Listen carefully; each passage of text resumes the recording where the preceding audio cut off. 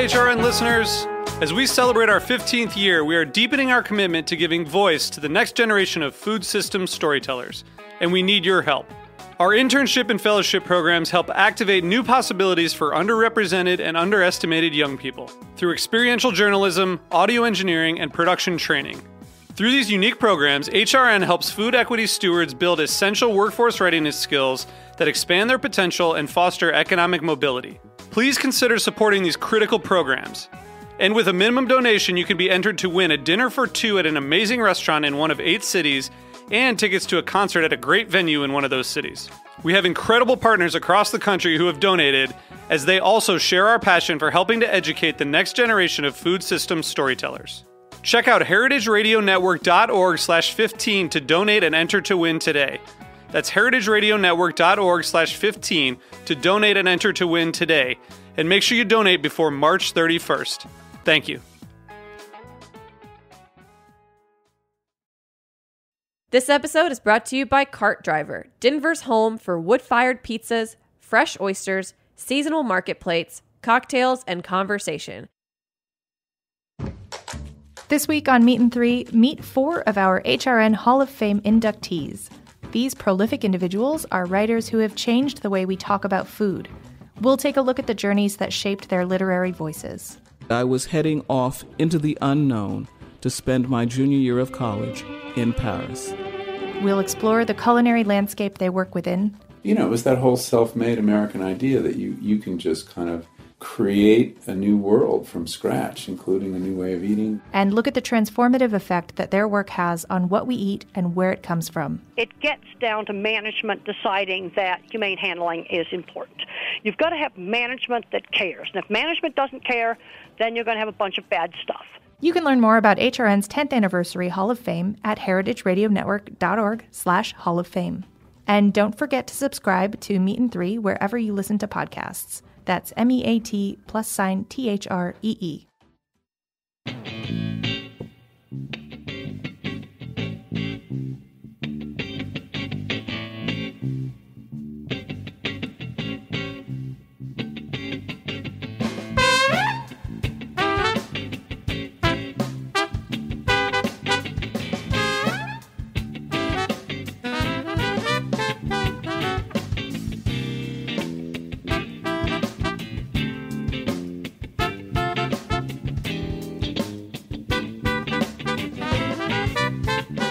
Welcome to the Grape Nation, your weekly wine journey.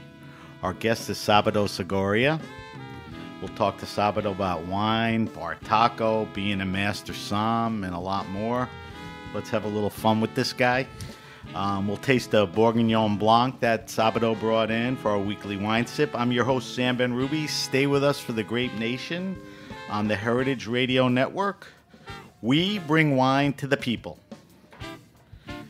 Sabato Sagaria got his engine started at Cornell, the Greenbriar Hotel, and the Inn at Little Washington. The pace picked up at the Little Nell, Union Square Hospitality, where he rose to the first ever chief restaurant officer, and during the way became a member of the Court of the Master Sommeliers. Sabato left Union Square Hospitality, I think it was in 2017, and he is now the president of Bartaco. Welcome to the Grape Nation. Great to be here, Sam. Did we get that right? You nailed it. Nailed it. All right. So you've had a great past, and I think you're going to have a great future.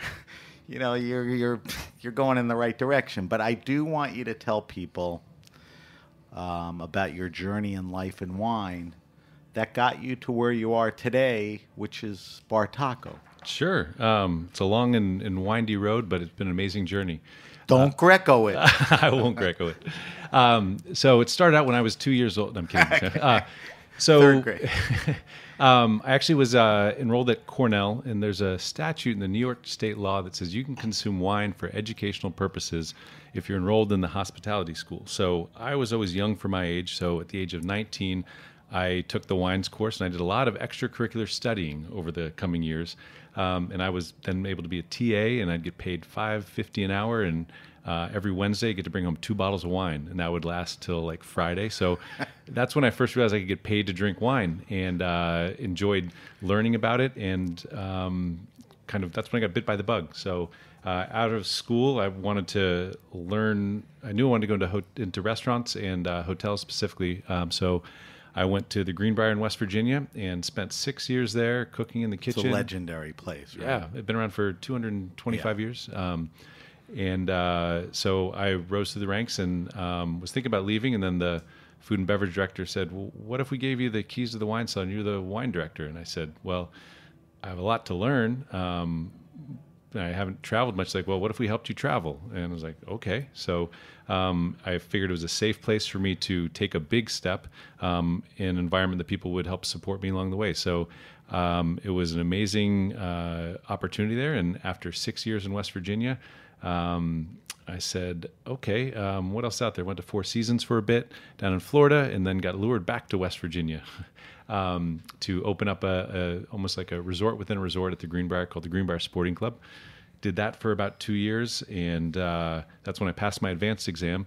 And I said, you know what, I'd like to really get back into wine. And I went to the Inn of Little Washington. So I outgrew West Virginia and went to Virginia, right over the hills, in a tiny little town that had 111 people, I think was the population. There might have been a pregnant lady when I left, so I think not because of me, but that there might be, the population may have increased since then, but was able to be the wine director there, and that's when I really got to start tasting some amazing wines. Every night when Patrick would sit down for dinner at the end of the night, he'd say, let's pop a bottle. And he loved Burgundy. And so my limit was $300 a bottle. And so I got to drink my way through Burgundy and was an amazing learning experience. Was that your major exposure to Burgundy, the first real across the board? And I think everybody gets that and then gets obsessed with it. And so my goal at the time was, how do I get every single Grand Cru in Burgundy represented on the list? And that was my way of also studying for it at the same time, but also getting to taste them, so that was really, really great. Was that a better wine program than the Greenbriar? It was much more depth. It was a Grand Award-winning program. Okay. The Greenbriar had a great program, but it was a much bigger hotel and not quite as much depth to it. So that was really eye-opening experience there. And then one morning I woke up and I said, I just spent, 10 years in the 2 Virginias? I got to get the hell out of here. You think? Yeah. So that's when Aspen came calling. And at one point I was like, wait, am I only living in places like John Denver sings about? Rocky Mountain High and then Almost Heaven. But went out to Aspen and I wanted to a place that I was kind of burnt out on wine, actually. And so I went out as food and beverage director. But I wanted to go to a place that I could still be involved in wine. And at that time, Richard Betts was the wine director. Ryan Hardy was the executive chef, and we got to really do some awesome things. And that's when I started to met Jay Fletcher, and he said, you know what? I was looking in your file, and I see that you passed the advanced on the first time. You should get back in this. Who is Jay Fletcher? So Jay, he currently works for Southern, but he's like the Yoda of blind tasting. So he and Fred Dame are buddies from way back when, and every master that's come through Colorado has tasted in Jay's kitchen, at his kitchen table, and he's someone that really helped mentor me along the way and got me back into it, and helped me understand what community was about, because when I was in West Virginia, there was no wine community. It was a community of like 2, me and 1 or 2 other folks, and then at the Inn of Little Washington, we were very remote, so there wasn't really a wine community there as well. So it was really neat to be a part of that. And in the 6 years I was there, 5 people went on to pass the MS, and it was like a CrossFit for somms. And so we'd all be training, but we also, just like when you're skiing or snowboarding or biking in Aspen, doing that with people that are better than you pushes you even farther than you knew you could go on your own. And so that was the same approach to studying for wine. Sure. And that's what I attribute to me passing while I was there. So that was Aspen. Did you ski? I snowboard. You did snowboard. Okay, so you took advantage. Yeah, I was, of course. Okay. My office was the base of Aspen Mountain. I had my snowboard in my office. Unbelievable. Yeah. Never joined a gym while I was out there. Yeah. All right, so you eventually leave Little Nell. Yeah, so Aspen's an amazing place, but it's also Neverland, where it's like, oh, I don't have to grow up. This is amazing. I have this, 300 days of sunshine. I've got this amazing mountain in my backyard. But I knew there really wasn't that much more opportunity to grow. And over the years, I had a chance to meet a lot of great folks through the Aspen Food and Wine Classic, which was basically the epicenter. It was at the Little Nell. And I got to meet Danny Meyer over the years, and was actually at Pebble Beach Food and Wine. I'm at this crossroads trying to figure out what I want to do next, and ran into Danny one morning and said, let's grab coffee. And so grabbed a coffee and he said, I'm creating this position. I think it'd be great for you. Would you be interested? And was like, okay, never really thought about New York. I guess I had only worked at the Little Washington, the Little Nell, so little places, and now the Big Apple came calling. Where'd you grow up? Ohio? Columbus, Ohio, yeah. Right.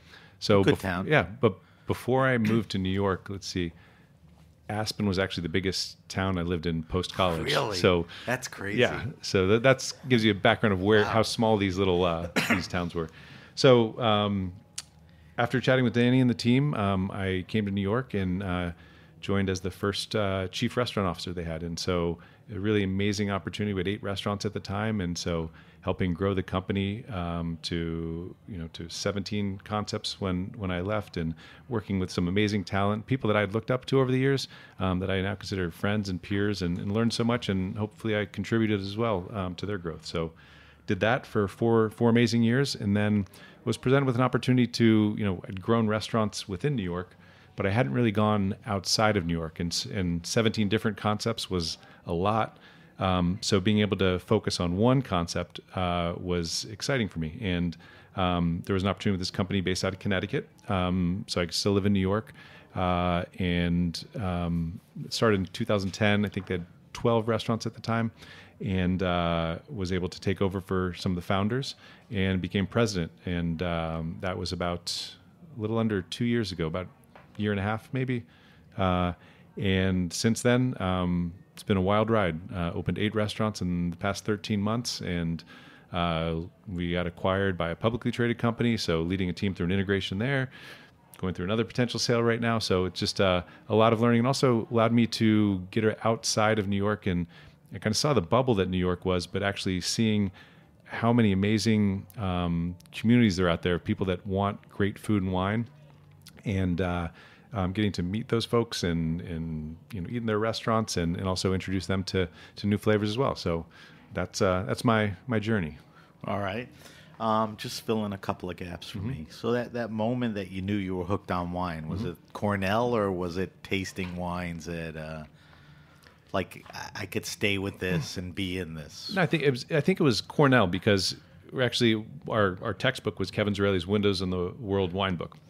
And so seeing that and meeting the people that would come talk to our class, you got to study history, you got to taste wine, and it was a subject that was very intimidating if you didn't know anything. But what I loved were the people that could actually teach it to us in a way that made it so approachable, and being able to demystify something. And that's what I was drawn to. And both my parents are professors, and so I was also drawn to being able to study that, and then also at the Greenbriar starting to teach folks about it as well. That was really, really awesome. And the other thing was, why and what compelled you to become an MS? I mean, that's a big effing deal. Yeah. If people are casually interested, they've seen the movies or TV, and they know what it takes.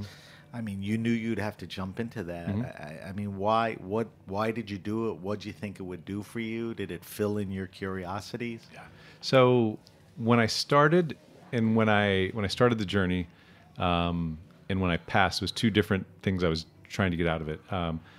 When I started, it was just wanting to have some structure and being in these small communities, didn't really know where my knowledge was, and I liked, played golf in college, and just liked being competitive. So how was my level prepared compared to other folks out there in the industry? And being in West Virginia and Virginia, you don't really have many people you can compare it to. So it was a great chance for me to see how my knowledge was progressing, but also have a goal to work for, just like you're training for something. But when I left the inn, in all honesty, I actually was burnt out on wine. I was burnt out in the restaurant industry, and I applied to business school, 5 different schools, all out of my league, and I hadn't taken standardized tests in I don't know how many years. Fortunately, I didn't get into any of the business schools.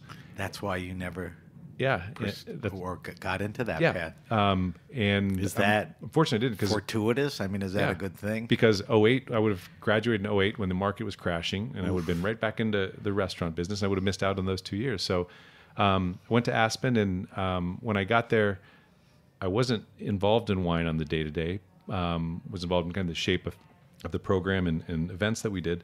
But it was really the camaraderie that I made along the way, and the friendship. And it was also almost in a way like, okay, I've gone this far.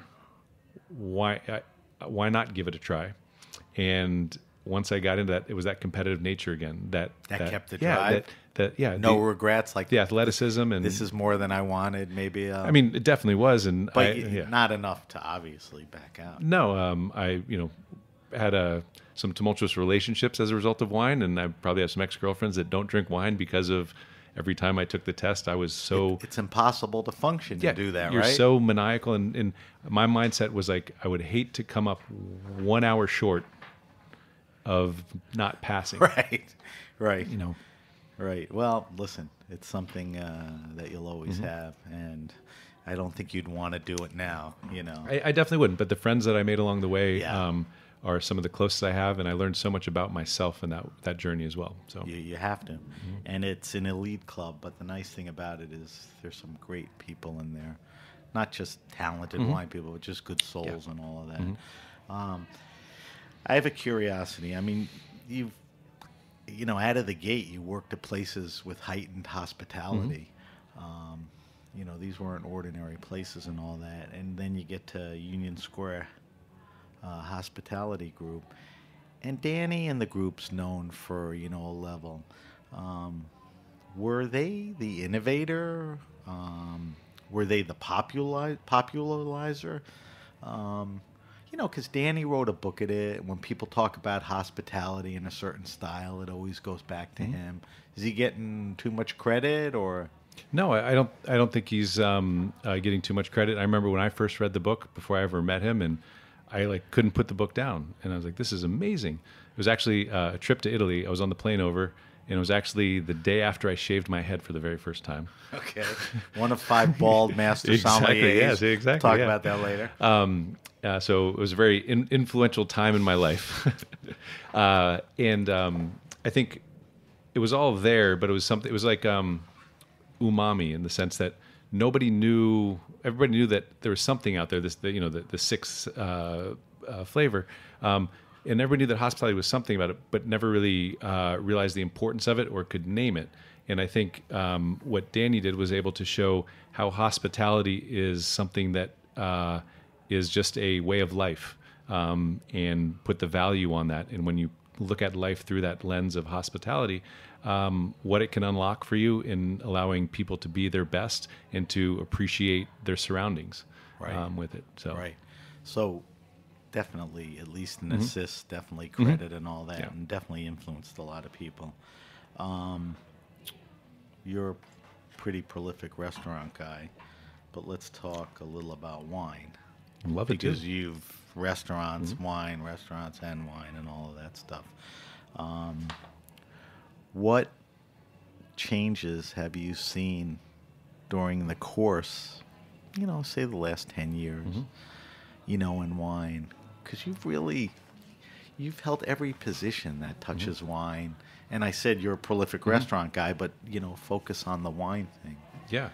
Well, I think, I'll even,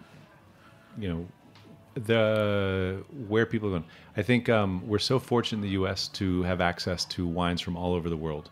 And I don't think many people realize that. And you travel and you're in France and you're in a region, you're in Burgundy, you're not drinking Bordeaux. There's not Bordeaux on the list to that extent, let alone California wine. Is that like a territorial thing or an import thing or a little of everything? I just think it's like that's the world that people live in. And when you think wine was made to be consumed with the people around you, it wasn't to say, how many markets around the world can I distribute to? That wasn't the mindset of it. Just like people weren't saying, I'm going to open a restaurant. I want to have a restaurant kingdom.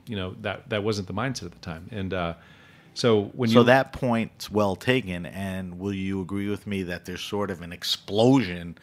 I mean, whether it's Croatia or natural wines, whatever. Yeah.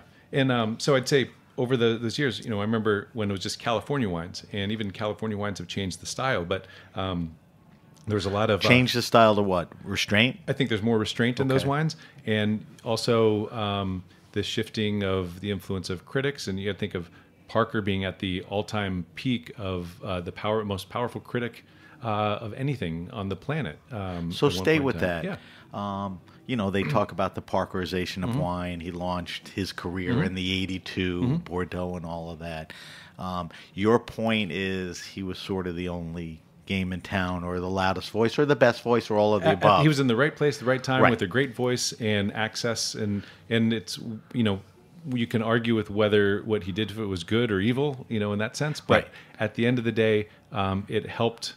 Through his megaphone, he told people, "Hey, there's wine, and there's amazing wine out there." Give him that, and even people that were critical of him said he brought people to the table. And maybe you grew up drinking California wines, and he said, "Oh, this is an amazing 100-point wine from Bordeaux," and you taste that and like, "Oh wow, this is a Bordeaux that's my style." And so I think you start to see people step outside of that, and you also start to see wine coming and understanding the style of wine they had, being a little more experimental. You had people in restaurants, actually sommeliers that they could talk to, and it really helped people 1 foot in the comfort zone, 1 foot out, and that's when the wine journey began for a lot of folks. But you were also alluding to something else. Like Parker was that voice.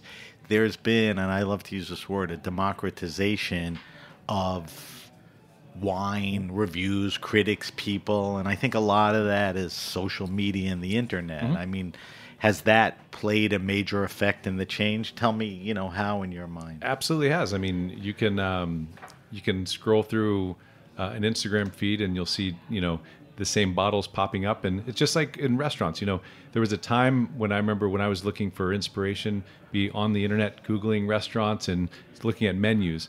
Now, and then you say, okay, I have to go there and I have to see what that's all about. Now, within 2 minutes, I can have just kind of gone through the entire world of restaurants to see what dishes are trending, which ones have the most legs, what's resonating, and then chefs can try and recreate that. It oftentimes goes awry on the food side, but from the wine side, it's still the same wine in the bottle that they're drinking in California as they are here. And if I was in West Virginia and I had access to that, I had no idea what the producers that people were drinking on the left and the right coast. Right. And so it was only what was available in my market or what I could read about. The discovery is amazing, and the immediacy of the medium. Think about like you're looking at a target, and your margin for error by being able to just narrow in a little bit is much smaller, and you can be more pinpoint accuracy with, I'm going to try this. Chances are it's going to be great rather than a wild, crapshoot. Right. I asked you about wine. What about sommeliers, which is a part of wine? I mean, I'll throw the first ball out. I mean, I think there's a new wave of guys out there. It's younger. And gals. Believe me, I'm a huge. June is Women in Wine Month. We talk to. I sound like Trump now, justifying what I know is right. And gals, my mistake. But what has changed? I mean, that's one point. But are the older guys getting out? Are people? Is it less snooty? Is it more snooty? What's the feel there? Yeah, it's a really interesting time. I think somms are like boy bands and gymnasts and ice dancers. Like you can't do it forever. Right. I was going to say, tell us why. Yeah, exactly. There's a window. Yeah, there's a window in that you're at. But give me the 1, 2, or 3 reasons why you can't do it forever. Well, I think there's a number. The monotony of you're driven and you want to do amazing things.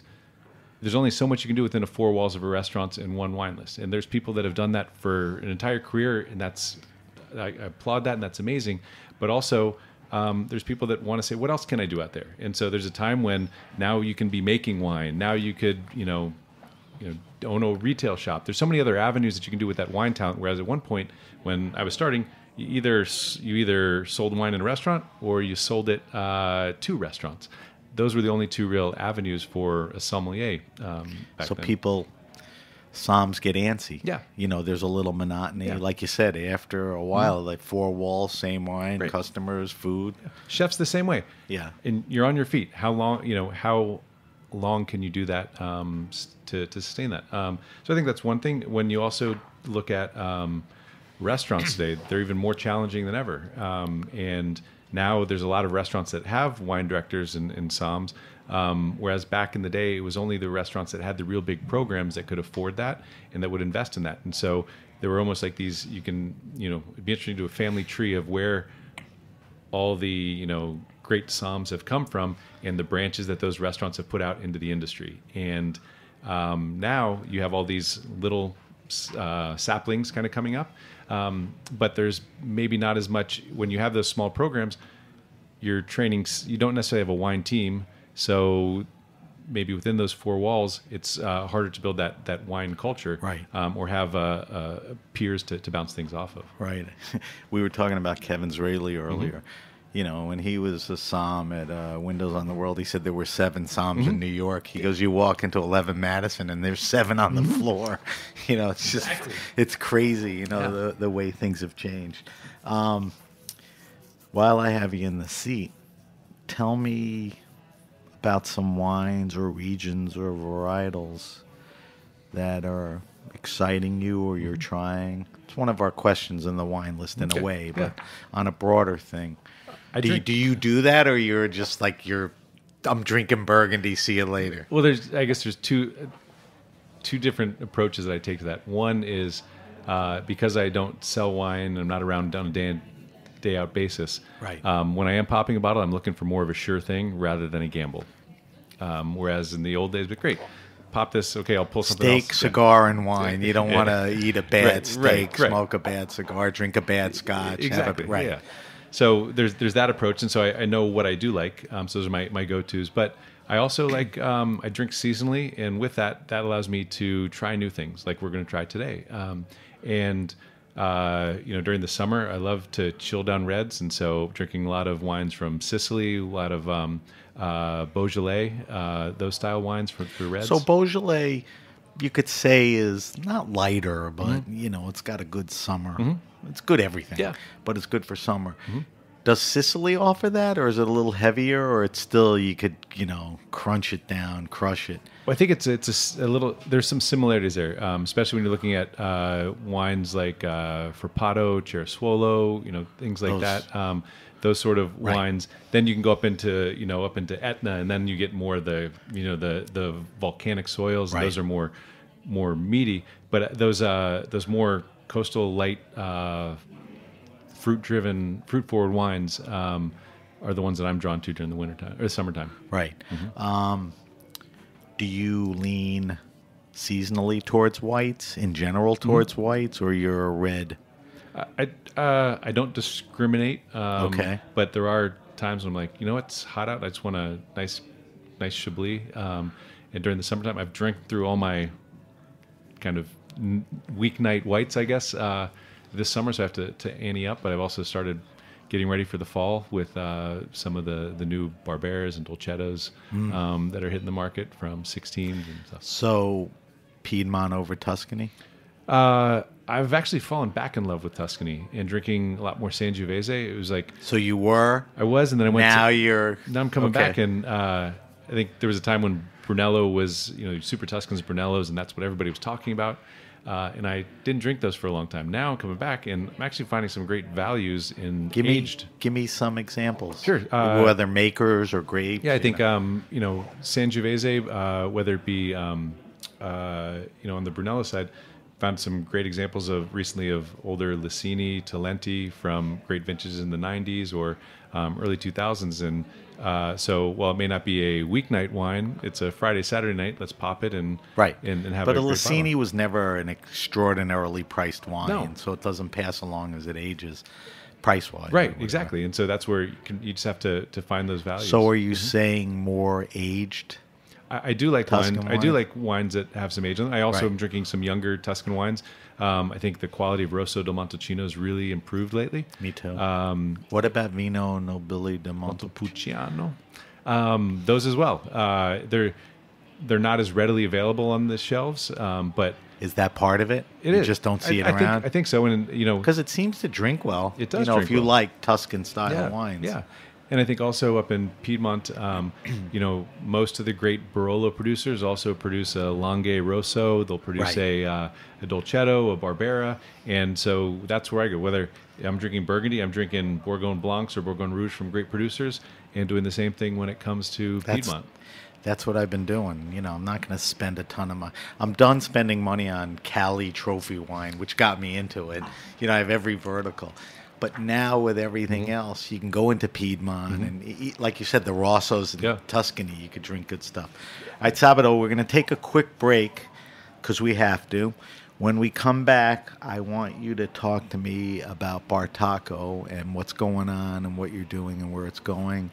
I want to subject you to our wine list, and I want to leave a little time and not rush into tasting because you brought a bottle in that you never had, and I'm more curious, like I said, about the process of what you think and your evaluations and all that.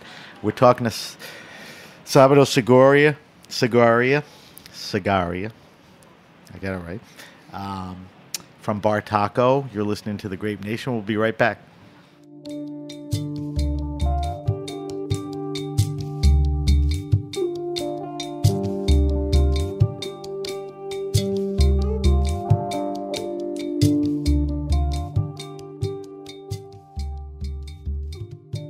This episode is brought to you by Cart Driver, Denver's home for wood-fired pizzas, fresh oysters, seasonal market plates, cocktails, and conversation.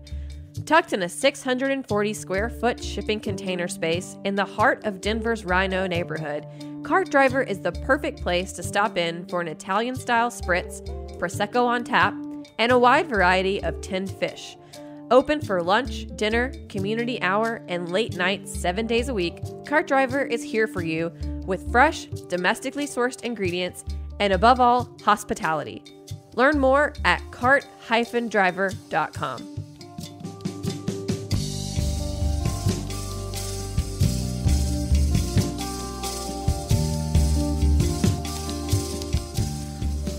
All right, we're back.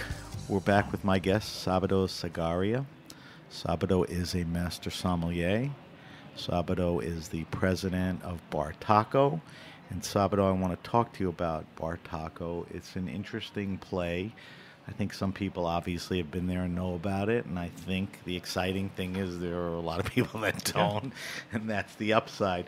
So tell me about Bartaco. Tell me what it is, the concept. Let's talk about where it's going, what you're doing. Yeah, so the first Bartaco was started in 2010 in Port Chester, New York. So it's young. And I hadn't, tell you the truth, the year I started working, I had never been to one. And I had heard people talking about it. And I went to see for myself. And I walked in to Port Chester, and it's right on the water.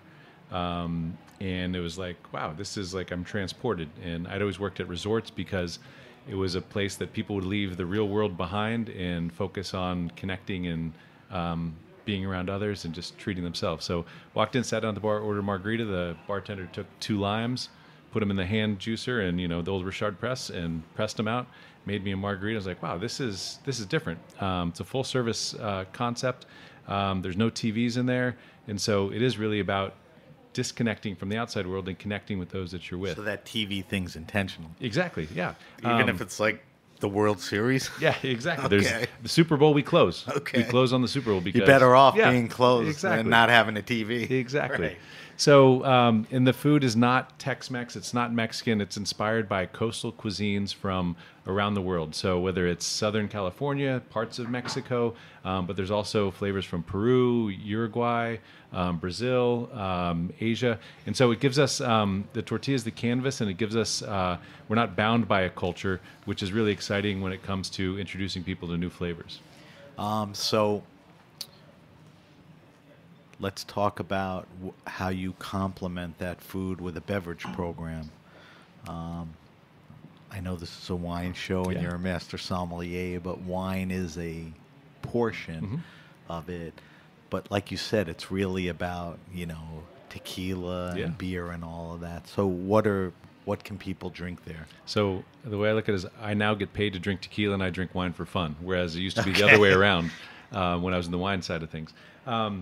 But of all of our beverages that we sell, the margarita makes up 80% of all of our liquor sales. Yeah. So Jesus. People come in It and even trumps beer by that much. yeah, absolutely. I mean, we sell maybe 5% beer, 5% wine, and then a lot of liquor and a lot of margaritas. And so it's how do we really focus in and make sure that's a really great margarita every single time. So that's been fun. And taking my wine background to it, it's just like the studying and the learning. And now that we have 22 restaurants around the country, how to scale that knowledge and that teaching, which has been fun. So I just got to take 8 of our chefs and managers down to Mexico, and we took them to Jalisco to visit some tequila distillers, took them to Oaxaca to see, the donkeys running around and the chickens as they're, making the mezcal, and then a taco crawl through Mexico City, and seeing the eyes open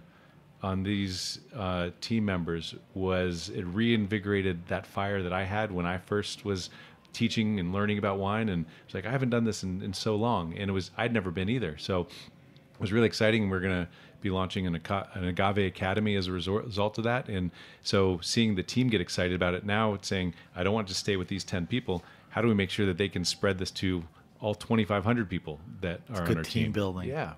That's the way to do it. You said one word in there, and I don't think people differentiate or always know. You said mezcal. Now, mezcal is not tequila. Tequila is not mezcal. Do 2 things for me. Quickly tell me the difference. And is mezcal making a play in a place like Bartaco, or you stay with the standard of tequila? Sure. So tequila, mezcal 101. They're both made with agave, but different types of agave. They come from different regions. And the key point would be like if you're having, let's say, a whiskey and a Scotch whiskey. The Scotch is much smokier and peatier. Like Ela versus Speyside. Exactly. Or even just like I'm going to have a Johnny Walker Black versus a Lagavulin. Yeah, right. Exactly. So when you're looking at tequila is much smoother, cleaner. When you look at mezcal, they actually smoke the piñas, so they roast them before they press them, and as a result, they take on that smoky characteristic to it. And what I was blown away by when I was there is you're walking through these fields and there's wild agave, and these aren't like farms of agave. It's just walking through a field and there's one, and they take like 15, 20 years to grow. Right. And so to harvest them and to be patient, know where they are, and you start to taste the typicity just like you would in a grape. With the different styles. So that's sort of the 101 of those. When it comes to in a restaurant, I think mezcal is still very intimidating for folks. I was just going to say, I don't think you want to push it on your regular customer. They're so used to a margarita. Right, but then there's ways to use cocktails to introduce it to them. Right. And so we have a great cocktail called Smoke on the Water that's made with watermelon juice that's freshly squeezed, and then mezcal. So you get a little bit of the sweetness, but you get the smokiness. We did a Ernesto and Jalisco, which is a take on a Hemingway daiquiri, and we put mezcal in there, or put tequila in there, actually, not mezcal, but it's great with mezcal too. But using that as a gateway, and then the more our staff knows about it, the more comfortable they are to sell it and tell that story. And it's like, here, have a taste of this. That's the way to do it. You came, we've been talking about it. You came from a fine dining background. There's definitely been a shift since the 90s from fine dining to casual dining. And the bingo is you're like in the heart of casual dining.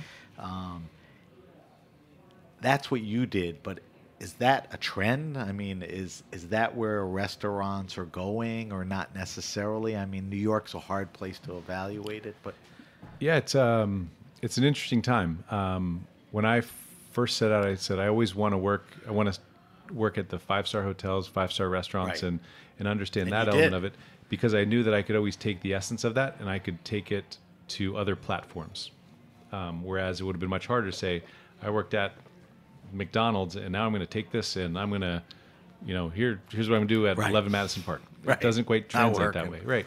So, so with that, I think our guests now are smarter. They're more wise and more aware of what's going on in the industry and about food. And food is actually a part of our culture now. Whereas I remember when I was in college, the way that people were hearing about food was through the Food Network.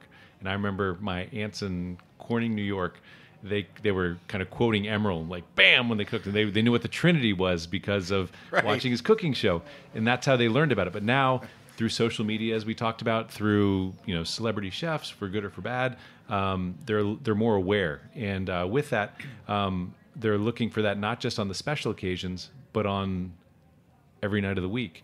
And whether that's I may not go to the Modern every night, but you know what? I could go to Daily Provisions every day, or every other day, and I could get breakfast, or I could get a sandwich. I'm still getting sort of the same hospitality. I'm getting the same quality food with it. And how do you make it accessible? So I think that's how it's shifted. But I do think New York is a real challenge, and it's forced the hand because of the rising costs of labor, of rent, of doing business in New York. That it's hard. And we don't have a restaurant in New York because of that.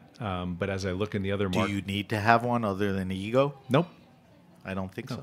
As I start to travel more, I'm seeing, New York may be expensive not just to do business in, but if I'm graduating college and saying, okay, back in the day, I had to go to New York or San Francisco, let's say, to get that big job. Now, there's so many others. I could go back to Nashville. I could go to Charleston. I could go to Atlanta. I could go to Chicago. Asheville, exactly. So there's all these places, and with those young folks, they're demanding more focus on what people eat. And so going to Asheville, and you walk down the main street in Asheville, the restaurants that are there and the quality, it's like, wow, pound for pound, this is the featherweight champion when you look at places like Nashville, Asheville, Charleston. And it's pretty exciting to see the opportunity that's out there. Right. When you were talking about it, describing it, where people want a certain experience or story or connection, and food isn't just food anymore. Is that millennials or not necessarily? I don't think it's just millennials. I think it's the evolving taste that we all have. Right. That's it's a the trend, time. not an age group or whatever. And maybe there's a large age group that's more influential in the market, that's more vocal through social media, and so that's what's helping propel it at a faster rate than the past. But I think it's an exciting time to be a part of that. All right. So where do you want to take Bartaco? What's your marching orders? Expansion, quality, change? I think it's a little bit of both. It's the exciting thing for me is how we scale culture and quality and hospitality. And culture, which you talked about. Mm-hmm. You just brought your people. Mm-hmm. Quality, yep. Ingredients, fresh lime juice squeeze, hospitality, something you're great at. And it's not just, okay, we're going to airdrop in a restaurant and it's a cookie cutter restaurant. How does it actually relate to the community around it? How do we put down those roots? And how do we build those connections and introduce people to new flavors, build that trust along the way? So I think it's continuing to grow it. For me, one of the most enjoyable aspects of it and the challenges is how you grow great people from within as we grow, because that's the mother yeast, if you will. And so how do we feed that and show those people that have been... That's the starter that keeps going. Exactly, especially as you go into cities that you don't have a presence in before. It's so important. Yeah. All right, I can't let you out of here and talking about Bartaco without making you tell me what wines pair best with tacos, okay? And I'll make it simple for you. Okay. So let's pick a carne asada, which is what, steak? Yeah. And an al pastor, which is pork. Great. So give me a wine that you're eating tacos at a restaurant or making them at home. You're making steak, beef. Give me a good wine with that. Margarita, not Santa Margarita, but just a margarita. Margarita, no. Okay. That's the international. You're not listening to me. So, what wine to go with? Al Pastor and Carne Asada. Again, I'll go back to those wines that aren't high in tannins, that are just very forward and bright and approachable. So, I think something like a Gamay, like so Beaujolais. Gamay is a grape, great with that stuff. And I think also for both. Yeah, I think both of them because anytime you have spice, you want fruit. You don't want oak. You don't want alcohol, because that just accentuates that spiciness and throws it out of balance. It's even more about not the meat, but how it's spiced. Exactly. You need to pair it to that. So give me one more. One more. I love Gamay and Beaujolais. Yeah. That's a great play. As we were talking before, I think in Sicily there's a wine called Cerasuolo di Vittoria. Let's spell it. CERESUOL.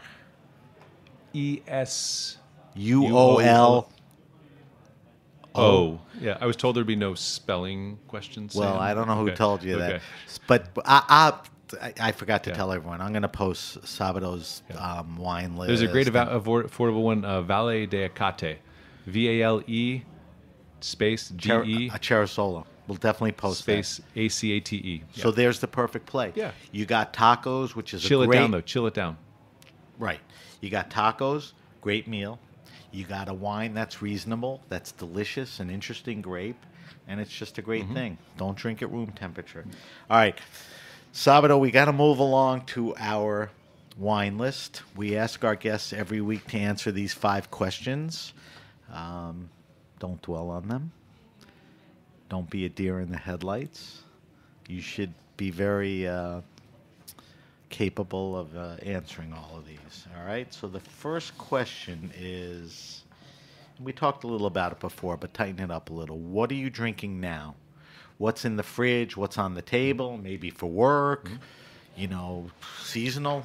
Yeah, so in the fridge right now, I drink a lot of, for white wines, a lot of Chablis, a lot of Bourgogne Blanc. So On Chablis, you got a fave? Tribut, TRBUT, Tribut, yeah. Right. Excuse me. So village level Chablis, and then also Bourgogne Blanc. So the one that we're going to taste here.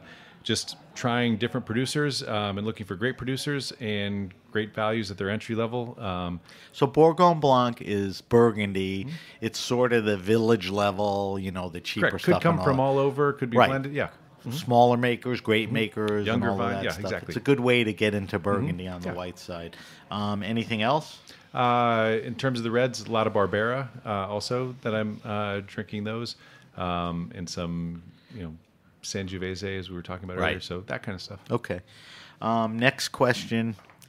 It's the silliest, but this is a good one for you because you love to cook. I know that. I do love to cook.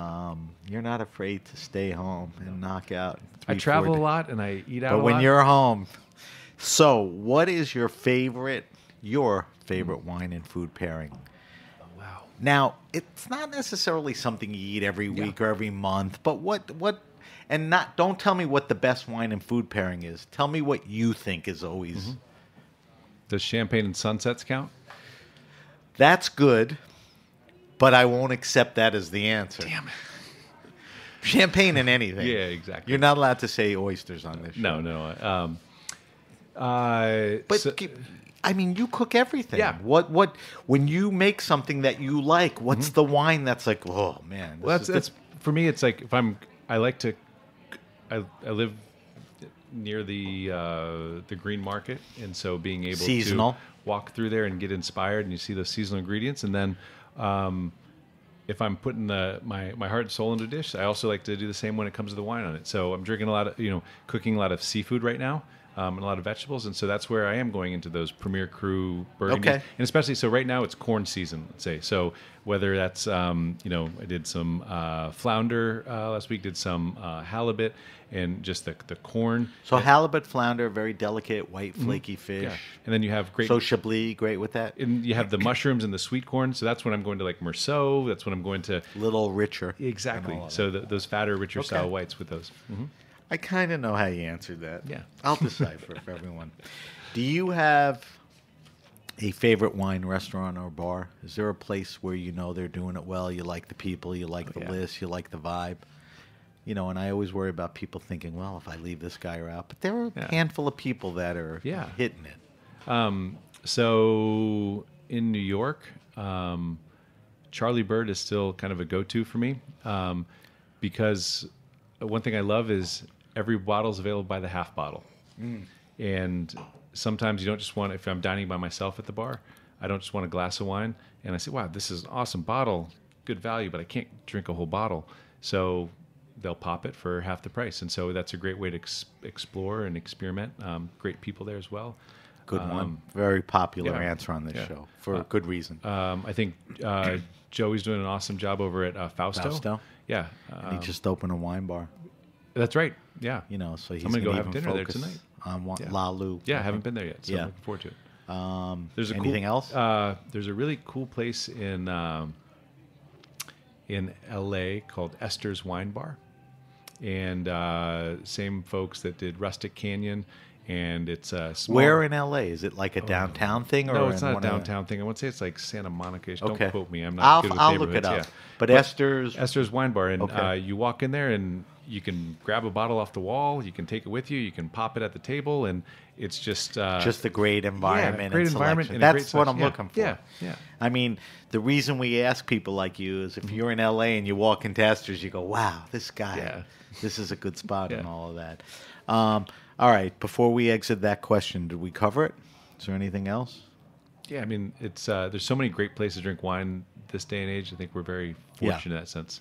But yeah. thanks for bringing those out. All right, if you can't answer this, no one can. Oh, shoot. No And pressure. the question is, what's your favorite all-time wine? Now, let me give you a little context. When I put the question together initially, almost 3 years ago, it was always like, well, this guy's going to tell me the most expensive rare wine. That's some of the answer, but it became very sort of experiential, story-based. You know, a guy got engaged with the champagne, and that means everything. In the context of any of that, what's a wine to you that you just remember and resonates? So there's two, and That's we're fine. going to go high-low. Okay. So the one that just talked about the experience, my sister was studying in South Africa in Cape Town. Flew my dad over there for his birthday. I think it was his 60th birthday, 65th birthday, and we went to the top of Table Mountain and went to the wine shop, got a cheap bottle of Graham Beck Rosé, and there we were sitting atop Table Mountain, watching the sunset right there. And I was like, the people you're with, the setting, and you had wine in your glass. That I get, but is the Graham Beck decent too? It's decent. It's a quaffable Okay. Yeah. So it's really that's sort of the real answer. Yeah. It's really about what wine does to people. Yeah. Now give me the other answer. The other one, memorable bottle, and this was sort of one of those aha moments. When I was the wine director at the Greenbriar, I came into my office one day, and there was a bottle that somebody had sent back that was on my desk with the cork in it and said sent back. And I turned it around, and it was 1961 Chateau Latour, which legendary bottle, and it was the last bottle in the cellar. And it was a regular that his wife had, it was their wedding anniversary. His wife tasted, said, I don't want to drink this night. This doesn't taste good. And I popped it, and I was like, this is flawless. It was awesome. It was awesome. So that night, I had some vendors coming that day. I'd blind taste them, and they had no idea what it was. That night, invited a friend over, sat on my back porch in West Virginia under the stars, and we drank 61 Latour, and that was just one of those first time I'd had a wine probably of that pedigree. That's a legendary vintage, right? The Yeah. Petrus and Yeah. all the great wines and all of that. All right, good one. All right, last question. Think about this. Best wine around $15-20 retail. The story, any of my listeners will tell you, I have kids in their 20s, and they're going to a dinner party, or they're bringing a gift, and they ain't bringing an $8-12, but they can't afford a $40. So what's cool for $15-20? Give me a red, give me a white. Now you can go region, grape, specifics, like Muscadet. We both know that's a great value. yeah. Cheap. So what do you say to that? Give me a red and a white. All right. So, for white wine. Hey, you're a little stumped here. Yeah, I mean, Look put at me in the this hot guy. seat here, yeah. Master Sommelier, worked at every great place. He's sitting here cowering. I'm going to have to end the show now. Go ahead. Come on. Okay, so in terms of, let's start with red wines. Red's usually the hardest, but go. Yeah, I still think from, we've talked about a couple of them, and I would say, let's say in Italy, I just picked some up the other day. Bertolotto, an amazing Barolo producer, makes a Barbera that I think is pretty reasonably priced in there. Down in that range. Nice choice. Yeah, I think also this day and age might be touch more on that side, but you looking to Beaujolais, and you can find some great producers that produce both a cru level Beaujolais, but then also the village level. Yeah. And that's where I think the best values can be had. And it was funny, I agree. My girlfriend was saying, I was traveling. She's like, I want to drink a bottle of wine. Can I drink something home? I was like, no, you can't. Why don't you go to the wine shop? And she said, well, what should I tell her I like? And I said, well, walk into the wine shop and when the person asks, say, I'm looking for a Grand Cru wine, a village level wine that drinks like a Grand Cru wine. The guy says, yeah, don't we all? But sure enough, He better have something. he introduced her to the Morey Nadeau Chablis, which is a great Chablis from a great producer, one that we drink at home is before. great. Exactly. So it's trusting, being able to articulate what you're looking for and finding those great producers, but what's the entry level wine they have? And I those are my everyday drinking wines as well. So regardless of what the region is, whether it's in I agree. Burgundy, Bordeaux, California, I etc. agree. So Nadeau, the Chablis, that's the white? That's the way, yeah. Okay. All right. Pretty good job. Had you stumped for a second, but that's okay. Never would have Up on the ropes. Never would have figured it would have been you, but that's okay. No. Those are all good ones. And like I said, we'll post everything. Sabato is a guy that you want to listen to. He's been around and tasted enough stuff. So when he's dishing out some recos, you want to check him out. All right. We got about 5 minutes, which Okay. is enough. Every week we taste a different wine on air for our weekly wine sip. This week, Sabato was kind enough. I asked him if he'd bring in a wine. I always ask for accessible, reasonable, and cool, so that you could go out and buy it too. He brought in a 2017 Gibelot Bourguignon Chardonnay. It's from the Côte d'Or in France. It's from the Auxey-Duresse region. Tell me a little more. What can you tell me that you know? I know you're trying this for the first Yeah. time, which to me is very fun. Yeah, so because I'm not around wine on a day-to-day basis, I, just like a guest in a restaurant should use the sommeliers to find something that they like on the list and customize it, I use wine shops in the same way. So there's probably 3 or 4 wine shops that I buy from on a regular basis. And So you're in New York. Yep. I know you got this at Flatiron. Yep. That's obviously one. Yep. Give me the other 2 that you like. buy from Morel every once in a while, from Verve. Those are some, and then I also have some other. So Jeff Taylor's now at Yep. Morel, and Dustin owns. And guests over and over say, go into a wine store and create a relationship with the people there, especially stores like that. Tell them what you like. Yeah, and so this is how this came across. And so when things come across their table that they've tasted or are seeing that I might like, they say, "Hey, you interested in some of this?" And so this is one that I hadn't had before.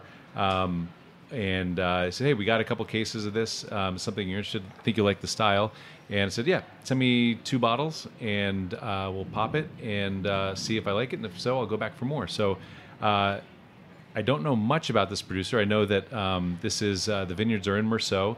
The winery's in Auxey-Duresse, which is just north of Meursault, so not a bad neighborhood to be around.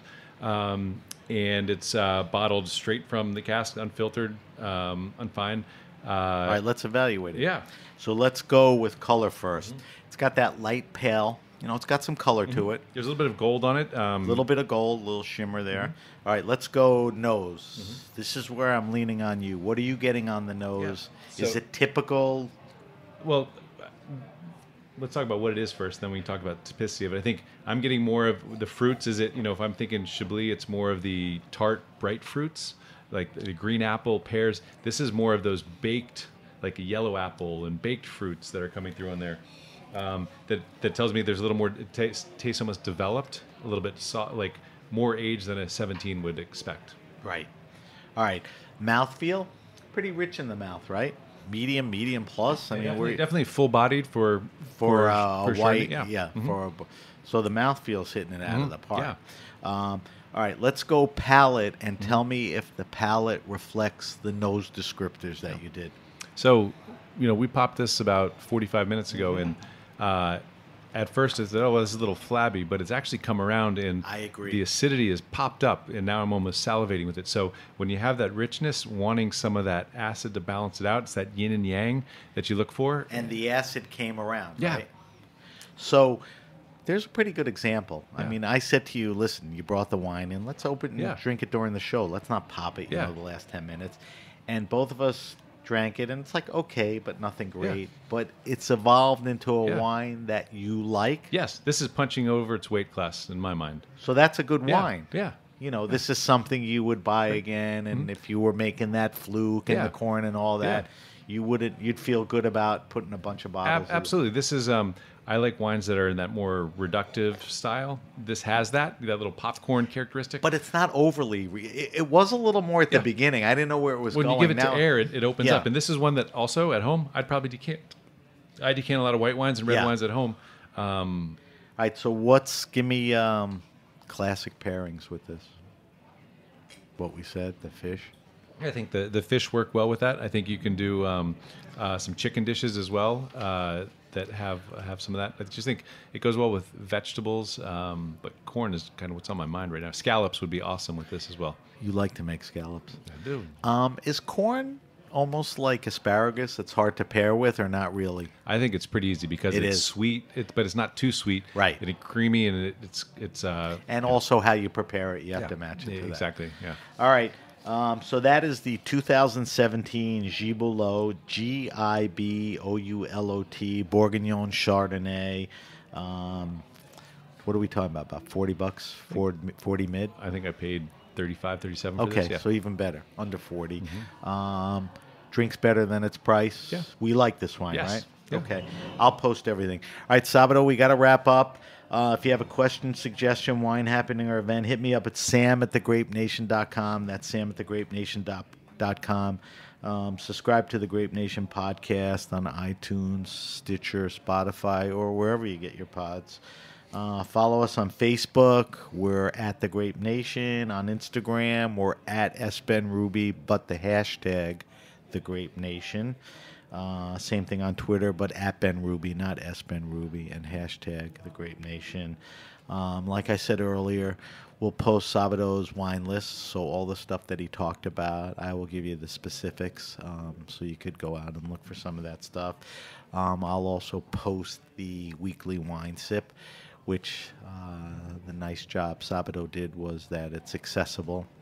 And it's a wine that's reasonably priced, and you can go out and buy. All right, Sabato, if we want to find you and Bartaco on social media, where do we go? You go to social media first, and then okay. I'm Sabato. Go to your iPhone. I'm Sabato 3. I'm the third, actually, and I'm the third Sabato from my lineage. So Sabato 3 was not taken, so I pounced on it. And then at bartacolife.com, or at Bartaco Life, sorry. Right.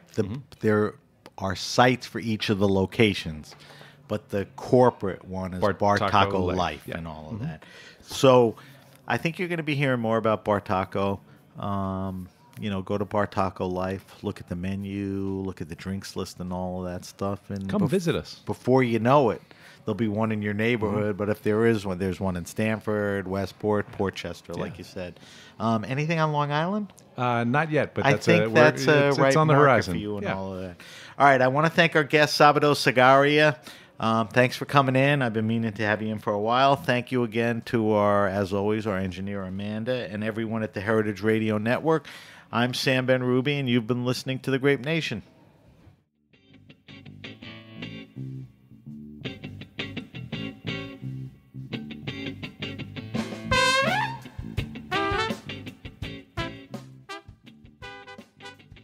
Thanks for listening to Heritage Radio Network, food radio supported by you. For our freshest content and to hear about exclusive events, subscribe to our newsletter. Enter your email at the bottom of our website, heritageradionetwork.org. Connect with us on Facebook, Instagram, and Twitter at heritage_radio. Heritage Radio Network is a nonprofit organization driving conversations to make the world a better, fairer, more delicious place. And we couldn't do it without support from listeners like you. Want to be a part of the food world's most innovative community? Rate the shows you like, tell your friends, and please join our community by becoming a member. Just click on the beating heart at the top right of our homepage. Thanks for listening.